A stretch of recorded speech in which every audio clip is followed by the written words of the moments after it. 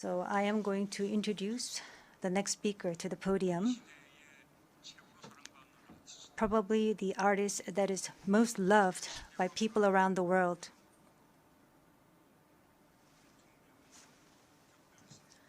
Who have been designated as the special presidential envoy for future generations and culture. We're going to listen to their story, the BTS.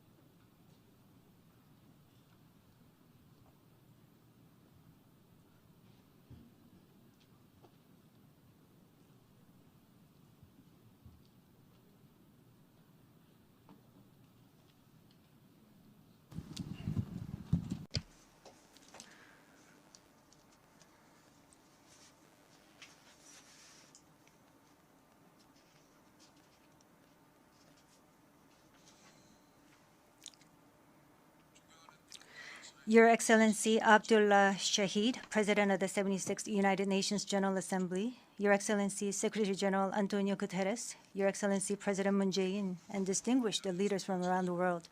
It is an honor to be here today, where BTS appointed as special presidential envoys of the Republic of Korea.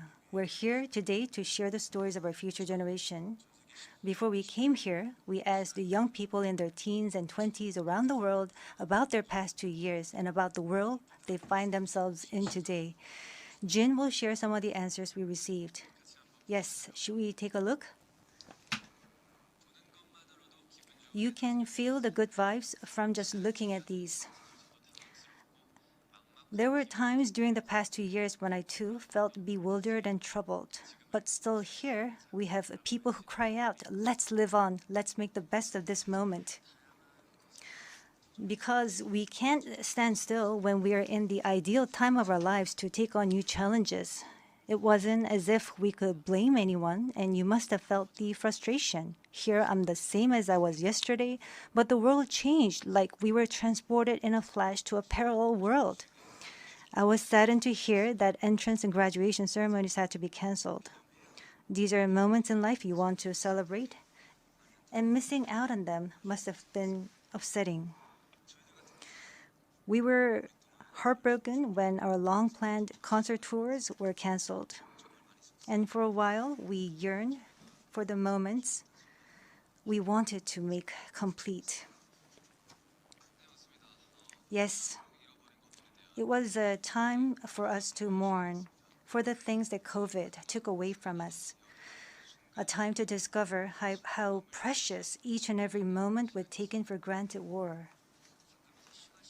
Suga mentioned the precious things we taken for granted, and lots of people answered our question by sharing pictures of their precious moments. Many people showed how they share their moments with nature. I think during these 2 years, they found dear the time they experienced and care for nature. Yes, but maybe because we feel an encroaching sense of dread that our time on this earth is limited, we just talked about the things we mourn, and I shudder to think about mourning for the earth. Everyone agrees that climate change is an important problem, but talking about what the best solution might be, that's not easy. It's a topic that's tough to make conclusions about. Yes, it is a tough discussion, but I learned while preparing for today that there are many young people who have an interest in environmental issues and choose it as their field of study. The future is unexplored territory, and that's where we, more than anyone, will spend our time. So these young people were searching for the answers to the question of how we must live that future. So I hope we don't just consider the future as grim darkness. We have people who are concerned for the world and searching for the answers. There are still many pages left in the story about us, and I thought we shouldn't talk like the ending's already been written. Of course, sometimes the world seems stuck in place, even if you're ready to go. Sometimes it feels like you've lost your way. There was a time when we felt the same way. I've heard that people in their teens and 20s today are being referred to as COVID's lost generation, that they've lost their way at a time when they need the most diverse opportunities and must try new things. But I think it's a stretch to say they're lost just because the paths they tread can't be seen by grown-up eyes. Yes, take a look at these pictures. Here we have many who are trying hard to continue their friendships online in new ways, start learning new things, live healthier lives. I'm sorry, excuse me.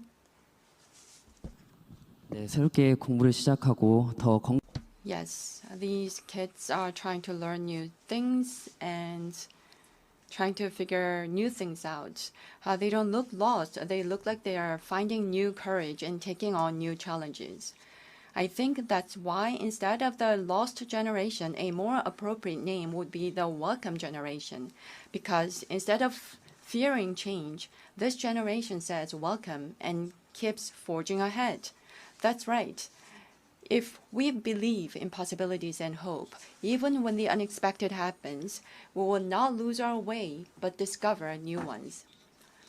There will be choices we make that may not be perfect, but that does not mean there will be nothing we can do. That's what I think. What is important are the choices we make when we're faced with change, right? Some of you heard the news that we're coming to the UN, and a lot of you were wondering whether we have been vaccinated. And I'll take this opportunity to say yes. All 7 of us, of course, we received vaccinations. The vaccination was a sort of ticket to meeting our fans waiting for us and to being able to stand here before you today. Just like we said in our message today, we too are doing the things that we're able to do right now.